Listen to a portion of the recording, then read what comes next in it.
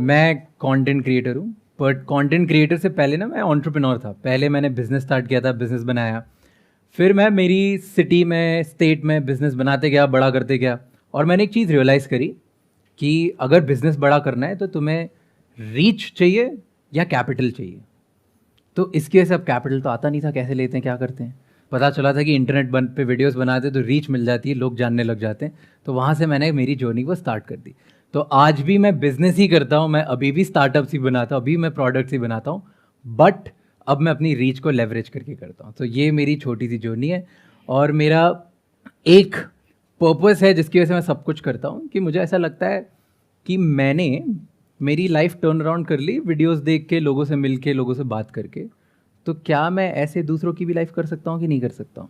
तो इसकी वजह से जो मैं सीख रहा हूँ वो मैं रिकॉर्ड करके सबको बताता हूँ। तो अगर किसी ने मेरा पॉडकास्ट देखा होगा तो उसमें देखा होगा कि बहुत बचकाने, अजीब से, एकदम डायरेक्ट क्वेश्चंस पूछ लेता हूँ मैं, बहुत नाइव से, क्योंकि मुझे लगता है यार ठीक है, ये सबको पता चलना चाहिए, और मैं बड़ा वल्नरेबल सा करता हूँ। सो मेरा काम इन सेंसेस कैसे आप वर्ल्ड के, इंडिया के बड़े बड़े लीडर से कुछ सीखो और साथ साथ उनसे सीखे खुद भी कुछ कर लो। ऐसा नहीं कि सिर्फ ज्ञान दे के ज्ञान देते था। जो आप बता रहे हैं कि मैं एक कंटेंट क्रिएटर होने के साथ साथ में बिजनेसेस भी करता हूं, तो बिजनेसेस मतलब कि आपके मल्टीपल बिजनेसेस हैं या कोई एक मेन बिजनेस है और बाकी सब थोड़ा साइड में चल रहा है एज एन इन्वेस्टर और whatever? So I tell you, three parts में जर्नी डिवाइडेड है। पहले तो मैंने बिजनेस किया, फैमिली को ज्वाइन कर दिया। फैमिली, मेरे डैड बिजनेसमैन थे, उनको ही मैंने ज्वाइन किया और उनके साथ एक सब डिवीजन स्टार्ट किया। And that was what business? So मेरे डैड डिटर्जेंट मैन्युफैक्चरर थे, तो उनकी ब्रांड थी जादूगर। तो जादूगर ब्रांड बनाते हैं डिटर्जेंट। तो मैंने उनको ज्वाइन किया और एक सब डिवीजन बनाया डिटर्जेंट डिश वॉश जेल का। वहाँ से मैंने बहुत चीज़ें सीखी। फिर मैंने एक छोटी सी मेरी एक सोशल मीडिया एजेंसी खोली। उसके बाद सोशल मीडिया एजेंसी बंद कर दी, लेकिन वो बिजनेस डैड का चलते जा रहा था। एंड फिर मैं मुंबई शिफ्ट हुआ थे 2.5 साल पहले। तब मैंने वहाँ पे मैं एंजल इन्वेस्टर बना फॉर अ टाइम। 1 साल तक मैं अलग अलग बिजनेसेस में इन्वेस्ट करता था, कंसल्टेंट बना, मैं अपना स्पीकिंग गिग्स चलाने लगा। तो वो मेरा एक टाइम था जहाँ पे मल्टीपल चीज़ें कर रहा था। बट पिछले अब 6-7 महीने से मैंने सब बंद कर दिया है, सिर्फ मैं एक बिजनेस करता हूँ, that is house of x. तो अब मैं अगले 10 साल तक ये करने वाला और हूँ। उसमें क्या करते हो आप? सो हाउस ऑफ एक्स में हमारा मेन गोल ये है कि हम कैसे इंडिया के जो बड़े क्रिएटर्स हैं, जिनके पास रीच है, जिनका डिस्ट्रीब्यूशन है, उनके साथ हम अच्छे प्रोडक्ट्स कैसे बना सकते हैं ताकि सब लोगों तक पहुँचे। तो जैसे एग्जाम्पल है, तुमने किंग का नाम सुना है? Rapper King, musician King, right? तो किंग की एक परफ्यूम ब्रांड है, तो वो हमने बनाई है। तो हम और किंग साथ में वैसे परफ्यूम ब्रांड बनाई साथ में। तो ऐसे सारे बड़े बड़े इन्फ्लुएंसर्स के साथ हम बनाने वाले हैं धीरे धीरे। हर इंसान का एक इमोशन होता है, मुझे बिलीव होता है। हाँ। जैसे आपका इमोशन है इंस्पिरेशन, तो इंस्पिरेशन पे क्या प्रोडक्ट्स बन सकते हैं, उस पे प्रोडक्ट्स बनाने चाहिए। जैसे क्या बन सकते हैं? जैसे अगर मेरे लिए कुछ बनाने हो प्रोडक्ट्स। स्टेशनरी। हाँ, वैसे मैं आपके साथ कोई ब्रांड नहीं बनाऊंगा। अच्छा, क्यों? क्योंकि आप पैसे नहीं लोगे। तो देखो, इतना आप कमा रहे हो और जगह से, थोड़ा कहीं से लॉस भी होना चाहिए ना। मतलब थोड़ा तो जब इतना आ रहा है इनके पास और क्रिएटर्स से, तो थोड़ा तो जाना भी चाहिए। बिल्कुल। और अब तक कितने क्रिएटर्स से आपने टाइप कर लिया है? सो टोटल हमने साइन तो 120 क्रिएटर्स कर लिए हैं इंडिया में। सो सबसे छोटा क्रिएटर हमारे पास 2 मिलियन फॉलोअर्स का है, सबसे बड़ा क्रिएटर हमारे पास 84 मिलियन फॉलोअर्स पे। 84 मिलियन? हाँ। तो वो इंडिया का तो नहीं है, मतलब बाहर का है। हाँ। इतना तो पता है। हाँ। तो ऐसे मल्टीपल लोगों के साथ मैं साइन कर लिया है। बट ईयर 1 में हम सिर्फ 4 ब्रांड्स बनाएंगे, फिर उनसे सीख के ईयर 2 में क्या पेस पकड़ना है, कैसे करना है, वो करेंगे। This is a very interesting business model, I must say that. और ये इसमें आप किस तरीके से ऑपरेट करोगे? यानी कि एक कंपनी फॉर्म करोगे, उसमें आपका और उनका स्टेक होगा? Yes. या फिर रेवेन्यू शेयरिंग अरेंजमेंट होगा? कैसे होगा ये? So it's a company form करके हम लोग ब्रांड शेयर करेंगे। तो ब्रांड का एंड में जो एबिटा लेवल पे पॉजिटिव, मतलब जो प्रॉफिट होगा टोटल, उस प्रॉफिट को हम दोनों शेयर करेंगे, क्रिएटर और मेरे बीच में। और अगर कभी एग्जिट होता है, इन द सेंस कि आप उस कंपनी को सेल करते हो, तो एक्स अमाउंट ऑफ स्टेक आपका है और बाकी स्टेक उनका है। Yes. That is like 50-50 usually? और यस, यूजुअली 50-50 होता है। तो किसी किसी क्रिएटर के साथ हमारा शेयर ज्यादा है, बट सबसे 50-50 is the least we have gone. एक अभी I went to UK recently, तो वहां पे मैंने देखा कि एक ड्रिंक थी जिसके बारे में मुझे नहीं पता था, but my son was aware of that, और उसने उस बॉटल को रख लिया। हाँ। उसने कहा कि मेरे को याद नहीं है, पता नहीं क्या था। हाँ, शायद प्राइम, हाँ। लोगन पॉल प्राइम, ऐसा ही कुछ था। Yes. तो मैंने कहा इसमें क्या है? हाँ। कहता नहीं पापा, आपको नहीं पता है, ये कुछ है, मतलब व्हाटएवर। तो मेरे को समझ नहीं आया। सो आप में से कितनों को पता है उसके बारे में, प्राइम ड्रिंक के बारे में? वो शायद इंडिया में अवेलेबल नहीं है। नहीं, अभी तक नहीं है, बट वो धीरे धीरे इधर उधर से अवेलेबल है। So it is pretty successful. It is really successful. So उन्होंने एक बनाया, लोगन पॉल दुनिया में one of the biggest creators में से एक है। तो उन्होंने एक दूसरे बहुत बड़े क्रिएटर के साथ पार्टनरशिप करी, KSI, और उन्होंने फिर अपनी पूरी टीम बनाई। उसके बाद normal energy drink coconut water जैसा एक उन्होंने पानी निकाला और उसको एटलीस्ट 7 times प्रीमियम पे बेचा है। तो अगर आपको नॉर्मल एक बेवरेज अगर आपको 10 रुपये मिलेगी तो उनकी आपको 70 रुपये में मिलेगी। और उनके बाद उन्होंने बेचा and with in a year वो ऑलरेडी आई थिंक अभी $250 million रेवेन्यू की कंपनी होगी। और ये ब्रांड उन्होंने खुद क्रिएट किया, यानी कि उनकी अपनी टीम ने, या फिर उन्होंने भी किसी से पार्टनर किया? उन्होंने एक बहुत प्रोफेशनल तरह किसी और से पार्टनर किया। यस। तो और कितनी कंपनी से जो इस तरीके से कर रहे हैं, जो आप ये बिजनेस मॉडल जो आप कर रहे हो? सो टेक्निकली अभी ऑब्वियसली ऐसे सब तो नहीं पता होता है कितने लोग कर रहे हैं, तो ये जानना बहुत मुश्किल है। बट 2 सक्सेसफुल कंपनीज है वर्ल्ड में, जो एक है चाइना में, उसका नाम है रूहान, और दूसरी है कोरिया में जिसका नाम है क्रिएटर लैब्स। तो रूहान फैशन में ज़्यादा करता है और कोरिया में क्रिएटर लैब्स है वो ब्यूटी में ज़्यादा करता है। सो जो ब्यूटी की कंपनी है उनमें शायद उन्हें 6 साल हो गए हैं और 6 साल में वो $5 billion की कंपनी बन चुके हैं, मतलब लगभग 40,000 करोड़ के आसपास की कंपनी। और जो चाइना में है वो रिसेंटली उन्होंने IPO किया US में, और वो अभी 12,000 करोड़ की कंपनी बन गई। एंड मुझे एक एडवांटेज लगता है जो मैं काफ़ी मेरे इन्वेस्टर्स से हंसी मजाक में बोल देता हूँ, कि मैं बोलता हूँ कि मान लो अगर 10 लोग मिलके 10 अलग अलग लोग सेम बिजनेस करना चाहते हैं, जिनको कंटेंट क्रिएटर्स के साथ कंज्यूमर ब्रांड बनाना है, ठीक है, 10 लोगों को अगर करना है और सब फेल होंगे, तो सबसे कम चांसेस फेल होने के मेरे हैं, क्योंकि मैंने पहले कंज्यूमर ब्रांड भी बनाई है और मैं कंटेंट क्रिएटर भी हूँ। दोनों कॉम्बिनेशन आपको मिलना बहुत मुश्किल है। I met a lot of YouTubers and creators and all, but उनकी विजन ज़्यादातर यही होती है कि मैं अपना ये कंटेंट क्रिएट कर रहा हूँ, बट आप कुछ और ही कर रहे हो। So this is more interesting, because मेरा एक और क्वेश्चन भी था, मेरे माइंड में कई बार आता है, जैसे मेरे लिए ये अपनी बात को पहुँचाने का जरिया है यूट्यूब और सोशल मीडिया और ये सब, बट आपके लिए this is like bread and butter, like आपके लिए या और लोगों के लिए, मतलब it's like bread and butter. तो कल को अगर उनके चैनल पे 3 स्ट्राइक आ जाती हैं या यूट्यूब की कोई पॉलिसी चेंज हो जाती है और ओवरनाइट उनका तो सब कुछ ही खत्म, ऐसा हुआ भी है पास में कुछ लोगों के साथ में, तो I was always curious to know कि उनका बैकअप प्लान क्या है, व्हाट इज प्लान बी? हमें बैकअप ये बड़ा इंटरेस्टिंग है कि आपने अपने लिए तो बैकअप प्लान बनाया ही, प्लस आप साथ साथ में उनके लिए भी एक बैकअप प्लान बना रहे हैं, क्योंकि कल को कुछ भी हो सकता है, क्योंकि हर एक क्रिएटर के साथ में कभी ना कभी तो कुछ ना कुछ हुआ ही है। ट्रू। ब्रांड है तो एक पैरेलल एक रेवेन्यू स्ट्रीम उनकी खड़ी हो रही है इसके साथ साथ में, which might get bigger than their current stream in future. Yes, so that's the vision, that's the goal कि आप कैसे हर क्रिएटर की हेल्प कर सकते हैं, क्योंकि इसमें ना 2 लोगों की हेल्प हो रही है। क्रिएटर की तो हेल्प हो रही है कि उसको एक अलग स्ट्रीम मिल रहा है ताकि वो डिपेंडेंट नहीं रहे, और फिर वो लाइफ टाइम से वही कंटेंट बनाए जिसमें उसको मजा आता है।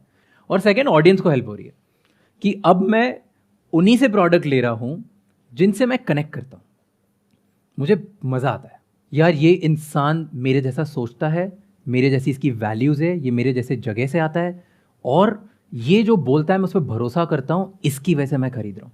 जैसे सर के साथ अगर बात करते हो, राइट, तो आपको पता है कि इंसान कौन सी 4 चीज़ों के लिए खड़ा होता है, एंड वो कुछ भी हो जाएगा उस पर कॉम्प्रोमाइज़ नहीं करेगा। तो उनके प्रोडक्ट्स में भी वो मेक श्योर करेंगे कि मैं ये तो नहीं करने वाला, and that is why audience भी एक ट्रस्ट करके कनेक्टेड फील कर सकती है अपनी हर ब्रांड से। तो दोनों की हेल्प होती है।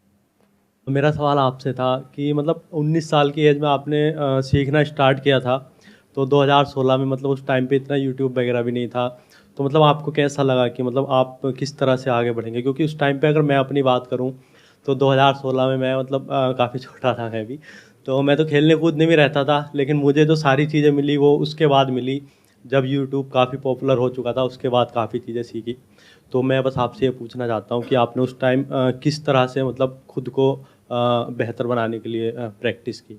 आई थिंक 2016 में आपने यूट्यूब चैनल शुरू नहीं किया? नहीं, मैंने 2013 में कुछ पढ़ना सीखना बनना स्टार्ट किया था। यूट्यूब चैनल तो मैंने अभी 2 साल पहले स्टार्ट किया। तो 2016 में जो ये पूछ रहे हैं, 2016 में आपने क्या किया था एग्जैक्टली? विजन बोर्ड बनाया था कि अब मुझे लगता है कि मैं मेरे गोल्स लिख के अचीव कर सकता हूँ। बट मैंने फर्स्ट टाइम स्टार्ट जो किया था ये जर्नी पे, सेम मैं बताता हूँ। 2013 में मेरी टीचर से, मैं 12th क्लास में था, मैंने मेरी टीचर से क्वेश्चन पूछा था, क्योंकि मैंने मूवी देखी थी ज़िंदगी ना मिलेगी दोबारा, और उसमें था ऋतिक रोशन। तो मुझे लगा कि मैं भी ऋतिक रोशन बनूंगा, लंदन जाऊंगा, फाइनेंशियल ट्रेडर बनेंगे, ऐसे देख के लगता है बॉलीवुड मूवीज में, राइट? क्योंकि तब तो पता नहीं होता बनना क्या है, करना क्या है, और ना मेरे मार्क्स अच्छे थे पीसीएम में, तो इंजीनियरिंग का कोई स्कोप नहीं था मेरे पास, और ना मेरे कॉमर्स में इतना अच्छा था कि सीए बन जाता। तो मैं टीचर के पास गया, मैंने बोला कि मैम मुझे ना ये बनना है जो ऋतिक रोशन बनना था। तो बोलते हैं पता है क्या बना था? नहीं।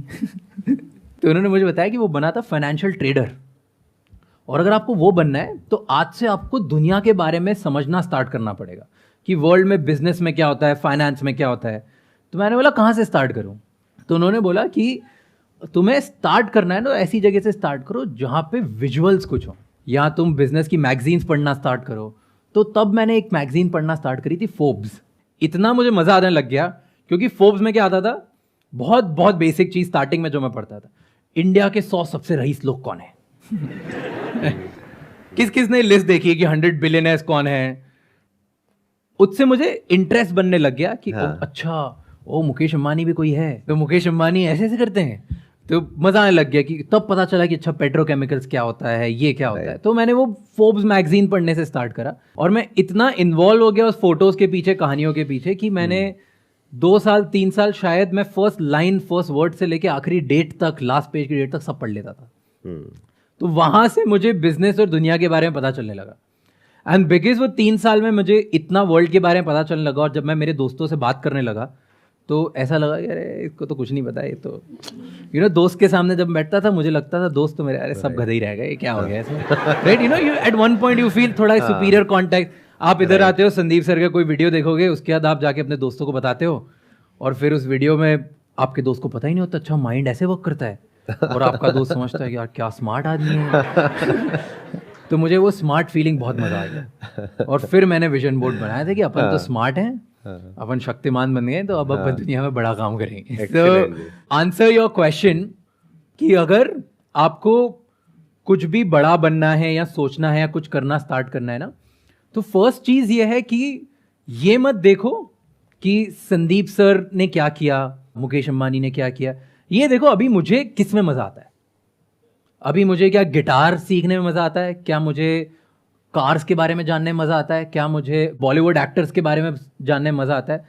जिसके बारे में मजा आता है ना, उसके बारे में पढ़ना स्टार्ट करो, ऑटोमेटिकली उस दुनिया के बारे में तुम्हें इतना कुछ पता चलने लग जाएगा कि तुम्हें खुद में कॉन्फिडेंस आ जाएगा कि मैं उस पर्टिकुलर दुनिया में बहुत कुछ कर सकता हूँ। बहुत बार क्या होता है, यहाँ पर लोग आते हैं, वो अपने आइडियाज डिस्कस करते हैं कि सर मेरे पास में ये आइडिया है, मैं ये कर सकता हूँ, मैं वो कर सकता हूँ। मैं उनसे पूछता हूँ आपके पास में क्या नॉलेज है इस आइडिया की, तो यूजुअली उनके पास में कोई नॉलेज नहीं होती है। उन्हें लग रहा होता है कि आइडिया चलेगा या सक्सेसफुल होगा, that is all on the basis of जो उन्हें लग रहा है। कहते हैं सर मेरी गट फील है, गट फील, ये पेट जो खराब रहता है उसकी फील है, तो आइडिया भी खराब ही होगा। तो अब जो इन्होंने बात कही, आपको क्या करना है कि जिस भी चीज में आपका इंटरेस्ट है, मान लो पैसा कमाने में इंटरेस्ट है, अब पैसा कमाने के भी बहुत सारे तरीके हैं, जैसे स्टॉक मार्केट है, जैसे बिजनेस है, तो पहले उसके बारे में पढ़ो, फिर धीरे धीरे आपको समझ आने लग जाएगा कि एग्जैक्टली वो लोग किस तरीके से सोचते हैं, या वो इंडस्ट्री होती क्या है, वो काम क्या होता है।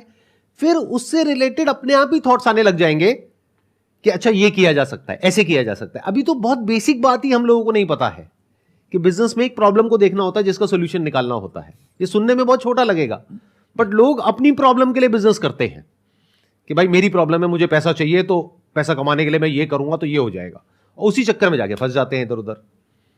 क्योंकि बहुत सारे लोग हैं जो कहेंगे हाँ तेरे को अमीर बनना, हाँ मैं बना देता हूँ, बस हो गया काम। सर क्वेश्चन ये था, आप जो भी बिजनेस करते हो सर, आप उनसे कनेक्ट करते हो जो फेमस हैं, इंस्टाग्राम पर हो चाहे यूट्यूब पर हो। तो सर इस टाइम हाइक पर लोड पुनीत चल रहे हैं, तो आप उनके साथ कैसे बिजनेस करना चाहोगे? आप ये बताओ कि ऑलरेडी आपका उनसे टाइप है अभी या नहीं है? मैं पूरा सब समझाता हूँ। हाँ, बढ़िया चीज, बढ़िया क्वेश्चन। तो लॉर्ड पुनीत सुपरस्टार बड़े हाइपर हैं, ठीक है, हमें भी लगा वो हाइपर हैं। तो हमने क्या किया, जब हमने किंग के साथ परफ्यूम लॉन्च करी, उसकी एड लॉर्ड पुनीत से करवा दी। अच्छा। तो हमारी first aid Lord Puneet superstar ने करी, उसमें वो किंग बन के एक्ट करते हैं, वो 30 सेकेंड्स के लिए वो किंग बन जाते हैं। देखा देखा, राइट? तो ऐड क्या रहा, उसका रिस्पांस कैसा रहा? मतलब वायरल हो गई वो? बहुत वायरल हो गई। कितने व्यूज आ गए उस पर? उस पे 7 मिलियन कुछ व्यूज आ गए इंस्टाग्राम पे। एंड उसके बाद उस पे कुछ आई थिंक 8 लाख के आसपास शेयर्स हो गए। एंड उसके बाद जो सबसे बड़ी बात है कि उस वीडियो से 35 लाख रुपए की सेल हो गई। अब आपने बता तो दिया 35 लाख की सेल हो गई, अब बताओ उनको दिया कितना आपने? ये मैं एनडीए के अंडर हूँ, मैं नहीं मैं जानना चाहूँगा कि आप क्या क्या स्ट्रेटजीज को फॉलो करते हो, वो मतलब कि सक्सेस होने के चांसेस ज़्यादा होते हैं, और साथ साथ में कि जैसे आप सोशल मीडिया एजेंसी चला रहे हो, तो मेरी जो है वो एक वेब डिज़ाइनिंग या डिजिटल मार्केटिंग एजेंसी है। मैं भी इन्फ्लुएंसर सेक्टर में जाना चाहता हूँ, तो उसमें मैं क्या क्या इम्प्लीमेंटेशन कर सकता हूँ जिससे सक्सेस के रेट ज़्यादा हो जाएँ, या मतलब कुछ भी ऐसा आप अपने तरफ से इनपुट्स देना चाहो तो। थोड़ा सा अगर आप और एक्सप्लेन कर दोगे कि आप एग्जैक्टली क्या कर रहे हो, तो वो ज़्यादा अच्छे से इनपुट दे पाएंगे। देखो, मैंने स्टार्ट किया था 2018 में। जब मैंने सिर्फ एक वेबसाइट बनाने से स्टार्ट किया था एज ए फ्रीलांसर, और तब से फिर मैं आज 5 साल हो चुके हैं करीब। हम 9-10 बंदों की टीम है, और हम अभी डिजिटल मार्केटिंग जैसे बिजनेस को लेते हैं, उनको स्टार्ट करना है या उनको ग्रो करना है, तो end to end solution provide करते हैं, जैसे कि लीगल सॉल्यूशन हो गए, या फिर वेब या ऐप डेवलप करना हो गया, या फिर एसईओ, एड्स, ये सारी चीज़ें। तो हम एक जीरो से लेके मतलब अगर वो छोटी छोटी चीज़ें या बड़ी से बड़ी किसी बिजनेस को ग्रो करने के लिए चाहिए, वो प्रोवाइड करते हैं। फर्स्ट इज कि जब भी आपको कुछ बड़ा करना होता है ना, बड़ा बिजनेस बनाना होता है, कुछ करना होता है, तो उसमें एक बहुत सिंपल मैं एक 3 वे रूल बनाता हूँ। तो 3 रूल होते हैं। सबसे पहला रूल होता है कि आप जिस भी चीज़ के बारे में इंटरेस्ट कर रहे हो या जहाँ भी देख रहे हो, वहाँ पे देखो कि कंज्यूमर पैटर्न चेंज कैसे हो रहा है। मतलब कि पहले लोग क्या करते थे, अब आपके आसपास के लोग क्या कर रहे हैं, आपसे छोटे क्या कर रहे हैं और आपसे बड़े क्या कर रहे हैं। मैं एग्जाम्पल देता हूँ। जैसे फर्स्ट टाइम जब मैंने बिजनेस स्टार्ट किया था, तो पूरी दुनिया सॉलिड से लिक्विड्स पे चेंज हो रही थी। क्या हो रहा था, लोग जो बेदिंग सोप यूज करते थे, साबुन, उससे शावर जेल पे शिफ्ट हो रहे थे। हैंड सोप जो था वो हैंड वॉश जेल पे शिफ्ट हो रहे थे। डिश वॉश बार जो था वो डिश वॉश जेल पे शिफ्ट हो रहे थे। ये 2013 की बात है। और कैसे ये शिफ्ट पता चला, मैं 10 किराना स्टोर के सामने जाके खड़े हो जाता था और देखता था कि यार लोग आते हैं और जो जेल है वो किसी ना किसी एड पे देख के आते हैं हैंड वॉश के बारे में, और महंगे में खरीद के चले जाते हैं। तो फर्स्ट टाइप के जो बायर्स होते हैं वो महंगे में यूजुअली खरीद लेते हैं, उनको अर्ली अडॉप्टर्स बोलते हैं। तो आप देखो आप कौन सी इंडस्ट्री में हो जहाँ पे ऐसा कुछ चेंज आ रहा है। अगर आप कंटेंट क्रिएटर हो फॉर एग्जांपल, तो आपने देखा होगा पहले यूट्यूब बहुत चलता था, फिर एकदम से यूट्यूबर्स इंस्टाग्राम पे फेमस होने लग गए, फिर इंस्टाग्रामर्स धीरे धीरे देखने लग गए कि ट्विटर पे बनने लग गए, फिर उसके बाद ऐसा हुआ कि यहाँ पे लोग शिफ्ट होके लॉन्ग फॉर्मेट कंटेंट में आने लग गए, राइट। तो ये ट्रेंड्स होते हैं जो आपको दिखने लगते हैं। तो जब भी कंज्यूमर शिफ्ट आता है तब आप एक बड़ा बिजनेस बना सकते हो। तो जैसे मेरा जो नया बिजनेस है उस पर हमने किस इंसाइट पे देखा कि एवरीबडी वो मूव कर रहे हैं इंटेंट बेस्ड बाइंग से डिस्कवरी बेस्ड बाइंग पर। मतलब क्या होता है, पहले आपको मुझे जब पार्टी में जाना होता था तब हम क्या करते थे कि यार पार्टी में जाना है, कपड़े ले लेता हूँ, पार्टी में अच्छे पहन के जाएंगे, ठीक है। अब क्या होता है, हम इंटरनेट पे कुछ देखते हैं, यार अभी ले लेता हूँ, जब पार्टी होगी तब पहन लूंगा। अब लोगों को नया आईफोन इसलिए चाहिए क्योंकि नया आईफोन आ गया है मार्केट में, इसलिए नहीं चाहिए कि मेरा आईफोन पुराना खराब हो गया है। तो अब मार्केट में पूरा हर कोई इंटेंट बेस की जगह डिस्कवरी बेस्ड बाइंग पे पहुंच चुका है। तो ये बड़ा शिफ्ट है। तो लोग नए प्रोडक्ट डिस्कवर कैसे कर रहे हैं, कंटेंट से, कंटेंट क्रिएटर से। तो क्या वहां पे बड़ा बिजनेस बन सकता है? हाँ। अब यहाँ पे जो इंपॉर्टेंट चीज़ है ना समझने वाली, वो ये है कि ये जो इन्होंने पॉइंट्स बताए हैं, आपको इन पॉइंट्स को समझना बहुत ज़रूरी है, because you are saying that I am running a digital marketing agency. तो if you are running a digital marketing agency which is working like everybody else, तो कुछ भी बड़ा करने की पॉसिबिलिटी आपकी कंपनी के लिए, आपके लिए या आपकी टीम के लिए बहुत ही कम है। मेरा एक क्वेश्चन होता है जब भी मैं किसी डिजिटल मार्केटिंग एजेंसी से बात करता हूँ अपने बिजनेस के लिए या और हमारे जो बिजनेसेस हैं उसके लिए या अपने किसी फ्रेंड के लिए, तो मेरे को ये नहीं समझ आता कि वो सब उस पर क्यों काम करते हैं कि आपका जो स्पेंड है उसके ऊपर एक एक्स अमाउंट ऑफ परसेंटेज आपको हमको देना है। इसका मतलब उनको कॉन्फिडेंस ही नहीं है कि ये माल बिकेगा। उनको है कि भाई बिके या ना बिके, आपने लाख रुपए लगाया, मुझे मेरा 15% चाहिए। आई एम श्योर आप भी ऐसे ही काम करते होंगे, if I am not wrong. मेरे को ये समझ नहीं आया कि सब ऐसे काम क्यों करते हैं। What is the reason for that? Because या तो आप कॉन्फिडेंट हो कि वो माल बिकेगा ऐड करके, या आपको पता है कि वो नहीं बिकेगा, या इसको इस तरीके से देखो कि मैं इसको प्रोडक्ट को बेच सकता हूं या नहीं बेच सकता हूं। तो if you can sell it, तो rather than taking money up front on advertising, क्योंकि फिर तो स्पेंड भी आदमी सोच सोच करके करेगा, start taking money on the net profit, कि आपने इतना स्पेंड किया, इतनी सेल हुई, उसके बीच का जो अमाउंट है उसके ऊपर आपको मुझे पैसा देना है। कौन मना करेगा? और इसमें क्या होगा, आपके ऊपर प्रेशर आएगा, क्लाइंट के ऊपर नहीं आएगा। और क्लाइंट के लिए बजट बढ़ाना बहुत आसान हो जाएगा, उसको खर्चा लगेगा ही नहीं, प्लस आप ज्यादा कमाओगे शॉर्ट टर्म में नहीं, लॉन्ग टर्म में। ये कुछ हद तक ऐसा बिजनेस मॉडल हो गया जो इन्होंने अभी पकड़ा है। ये चाहते तो एक जा करके कंटेंट क्रिएटर को ये भी बोल सकते थे कि मैं आपके लिए सारा कुछ करता हूं, उसके लिए आपको मुझे 20 लाख रुपए देना है और मैं करके आपको दे दूंगा, उसमें 2% हम रखेंगे, बाकी 98% आपका। बट इन्होंने गेम कुछ और ही कर दी। आई एम श्योर इसमें आप उनसे पैसा भी नहीं लेते होगे, नहीं राइट? आप ये कह रहे हो कि आपको कुछ नहीं करना है। देखो इन्होंने बताया नहीं मुझे, लेकिन मेरे को समझ आ रहा है इनकी जो थिंकिंग है। देखो इन्होंने क्या किया, एक बेसिक साइकी को पकड़ा। बिकॉज द मोमेंट ही से टू अ कंटेंट क्रिएटर कि आपको अपनी जेब से 50 लाख रुपए लगाना है, वो पीछे हट जाएगा। हाँ, इन्होंने क्या कहा, आपको 1 रुपए भी नहीं लगाना, आपको कोई मैन्युफैक्चरिंग नहीं करनी, आपको कोई ब्रांडिंग नहीं करनी, कुछ नहीं करना। माल नहीं बिका तो वो हमारी टेंशन है, लॉस हमारा, प्रॉफिट 50-50। अब ये देखने में ऐसा लगेगा बड़ा रिस्की है, बट ये बहुत मजेदार गेम है, क्योंकि अभी मोटा कमाएंगे। अगर वन टाइम कमाते तो देखने में ऐसा लगता कि ये बहुत सेफ है, क्योंकि 10 में से 9 बिजनेसेस इनके फेल होंगे, बट जो एक में ये कमाएंगे वो इतना बड़ा होगा कि वो 9 को कवर कर जाएगा। तो वो विजन होनी चाहिए। आप समझ पा रहे हैं ना मैं क्या कहना चाह रहा हूं? कि ये जो थॉट प्रोसेस है ना, ये समझने की कोशिश करो और यहां से कुछ सीखो और इसको सोचो अपने बिजनेस में कैसे इंप्लीमेंट करना है। ये थॉट प्रोसेस बहुत कम लोगों की होती है। ज्यादातर लोग क्या कहते हैं कि सामने वाला, जैसे 10 में से 9 बिजनेस फेल ही होने वाले हैं, तो क्या हो अगर मैं 10 से 20-20 लाख रुपए ले लूं, मेरे पास तो 2 करोड़ आ गए। आप ऐसे सोचोगे। ये पता है कैसे सोच रहे हैं कि 10 में से एक भी बिजनेस चल पड़ा, या 10 छोड़ो 100 में से एक भी बिजनेस चल पड़ा और उसका वैल्यूएशन हो गया 1000 करोड़, तो मेरे को 500 करोड़ मिल गया। इनका दिमाग वहां चल रहा है। ठीक कह रहा हूं, गलत कह रहा हूं? बिल्कुल सही। इनकी गेम खोल रहा हूं मैं धीरे धीरे सबके लिए। जो क्रिएटर्स हैं वो देख कर कहेंगे अच्छा।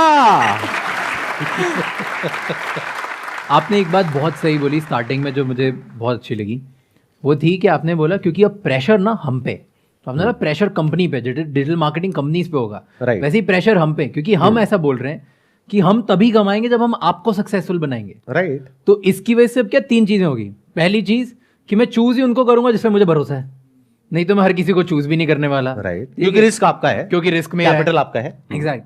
दूसरा, मैं बहुत डर के सोच समझ के बिजनेस बनाऊंगा, क्योंकि मैं कैलकुलेट करूंगा, ऐसा नहीं कि चलो हाँ ठीक है चलो कर लिया मस्ती के लिए। मैं बहुत डर के रहूं क्योंकि पूरी रिस्क मेरी और है। एक एक चीज को बारीकी से करोगे। एग्जैक्टली, बहुत सोच के, चाहे ब्रांड नेम हो, चाहे डिजाइन हो, Yes. चाहे पैकेजिंग हो, एक एक चीज को आप सोचोगे बहुत बारीकी से करो, क्योंकि अब वो आपका प्रोडक्ट है। Yes it's baby. अगर वो मॉम एंड डैड हम लोग साथ में, it's together combination, right? That's why वो करें। और third and most important thing that is exactly जो उन्होंने बोला कि अगर एक भी उन क्यूरेटेड में से चल जाता है तो मेरा अपसाइड बहुत बड़ा हो गया। मेरा इसमें फिक्स फी मॉडल में अपसाइड बड़ा नहीं होता, और मेरा नहीं, क्रिएटर का अपसाइड भी बहुत बड़ा हो गया।